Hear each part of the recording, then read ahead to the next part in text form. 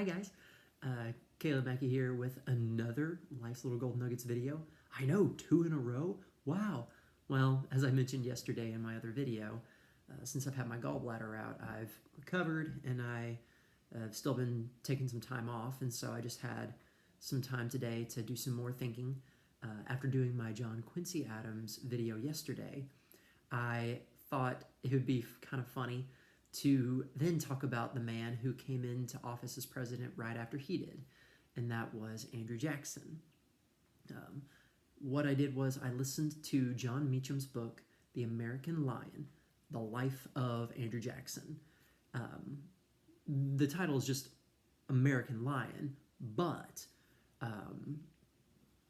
it goes over the whole life and the times and what Andrew Jackson did from a boyhood to teenage years to young adult to being war hero, president, all that jazz. And there was one thing that he said that I really thought was worth writing down in my notes that I also thought about as a therapist, which also kind of rings true with another book that I'm listening about today, because I listened to American Lion back in December of 2024. But Andrew Jackson said this in regards to government institutions. Distinctions in society will always exist under every just government. Equality of talents, education, or of wealth cannot be produced by human institutions. Yes, I know, this could definitely spark a lot of debate, but the goal in this video is not about trying to debate things. I'm not here to say that he's 100% right. I don't think that he's 100% wrong.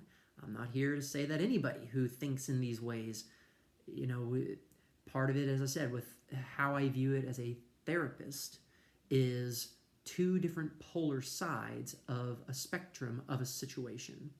So, of course, Andrew Jackson is referring to a situation to where he's trying to tell people, if you want people to change, if you want to help people, don't expect the government to do so. At least based off of that quote. He's not going to say that you just sit back on your butt and you don't do anything about it.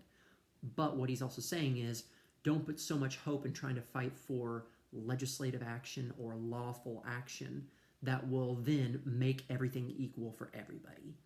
And I would say the same thing to a client who's coming into my office, that it's like, listen, this life is not fair. It's not equal. Does that mean that I say, well, just accept it, don't do anything about it, and just accept the law that comes to you and not change anything about how you think your life could go? Absolutely not. I wouldn't tell that to myself. I wouldn't want to tell that to anybody. What I do want them to realize is, I was just listening to a book called The Opposite of Worry, that the author talks about how we can't demand certainty from an uncertain world. If you also look through other religions, specifically, I think of the Bible when it says, the poor people you will always have among you. What we're saying is no matter how hard we try, there will always be some level of unfairness, inequality, injustice in every part of history.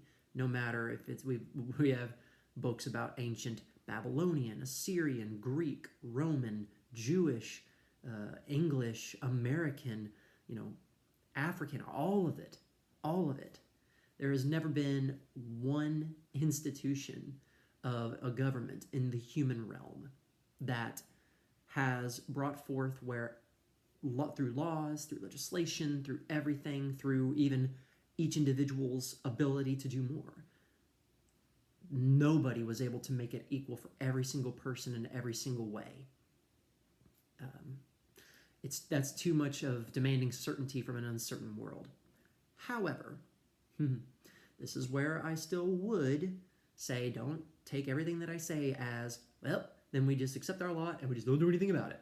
Now, what I'm also saying is When you see injustice happening, fight for justice. When you see somebody mistreating somebody, go help that person, defend the person that's being mistreated.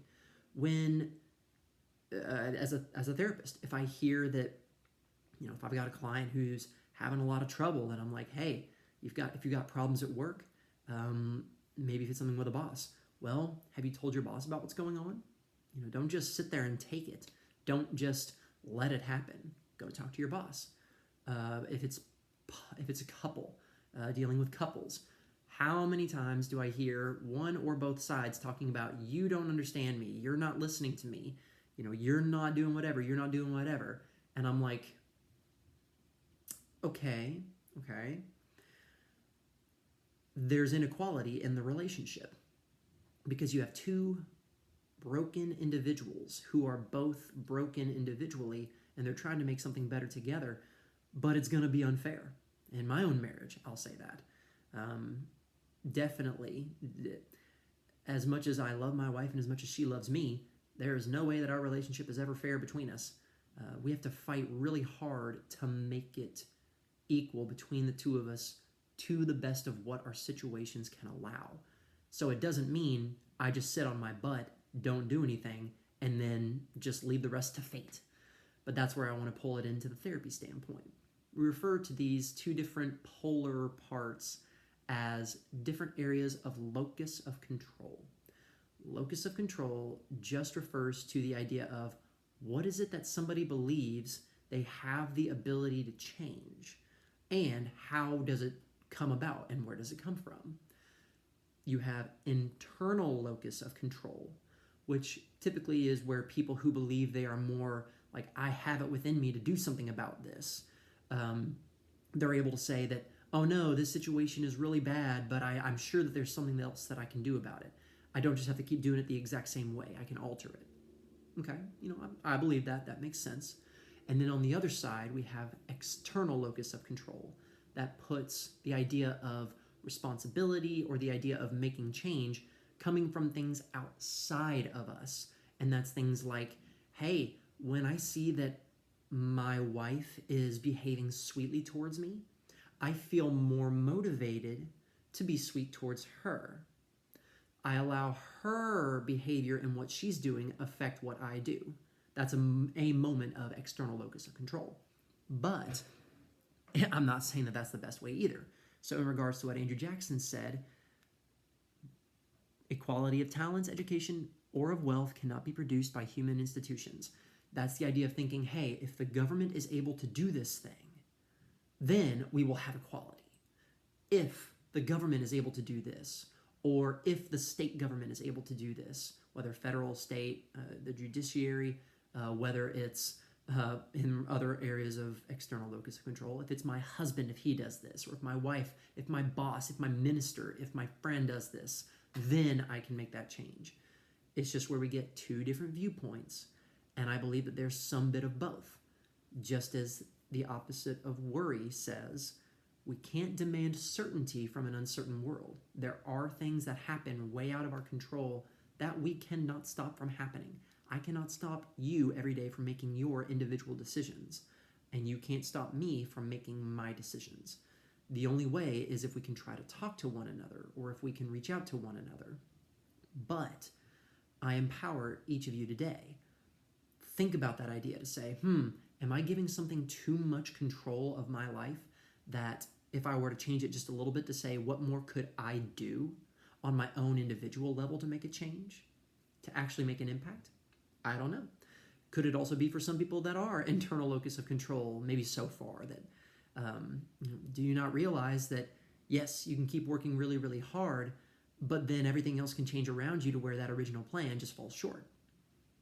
I believe it's some of both.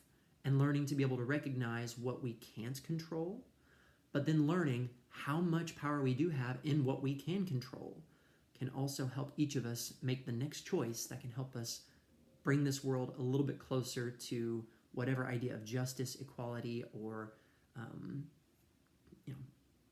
health that we are looking for. Well, that's it for today. Thank you guys so much for your time, and hope this little gold nugget was something for you to take home and chew on.